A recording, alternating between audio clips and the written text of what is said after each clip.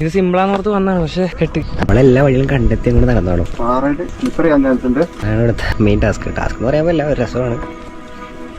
ഇപ്പൊ നമ്മൾ താൽക്കാലികമായി ഇവിടെ ഒരു നല്ലൊരു വ്യൂ കാണാനുണ്ട്. പിന്നെ ഇതിനെക്കുറിച്ച് എനിക്ക് വലിയ ഐഡിയ ഒന്നും ഇല്ല. ഇവിടെ വന്നപ്പോഴാണ് ഇങ്ങനെ ഒരു സ്ഥലത്ത് നമ്മൾ പോകണമെന്ന് അറിഞ്ഞത്. ചേട്ടൻ അവിടെ സീരീസ് എടുത്തോണ്ടിരിക്കുന്നുണ്ട്. കയറിയപ്പോൾ ഒരു സുഖമൊക്കെ ഉണ്ടായിരുന്നു. എന്റെ സ്റ്റാമിന വിട്ടില്ല. അത് കാണാനുണ്ട്. പിന്നെ കുറച്ചാളെ മേലാണെങ്കിൽ പണിയെടുത്തിട്ട് അത് വേറെ ആയി. ഇപ്പൊ കുറച്ച് ക്ഷീണിച്ചു തുടങ്ങി, സ്റ്റീപ്പ് ഹീറ്റായി തുടങ്ങിയിട്ടുണ്ട്. ഇത് എന്തൊരു നടക്കണം അറിയോ പോളും? 4 കിലോമീറ്റർ മുകളിട്ട് പോകണം. അത് കഴിഞ്ഞാൽ ഒരു കുത്തനെ ഇറക്കാണ്. അത് കഴിഞ്ഞ ഒരു 10 കിലോമീറ്റർ ആണ്. ഇവിടെ റെസ്റ്റ് എടുക്കാണ്. ഇത് എത്ര അടിപൊളിയായിട്ട് എടുക്കാൻ പറ്റുമെന്ന് എനിക്ക് അറിയില്ല. ഭയങ്കരമായിട്ട് ക്ഷീണിക്കുന്നുണ്ട്.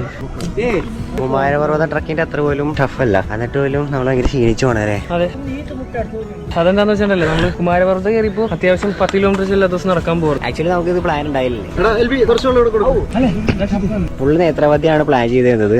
പ്രിപ്പയർഡ് അല്ലാത്തതുകൊണ്ടാണ് തോന്നുന്നത്. കയറാൻ നല്ല കഷ്ടപ്പെടുന്നുണ്ട്.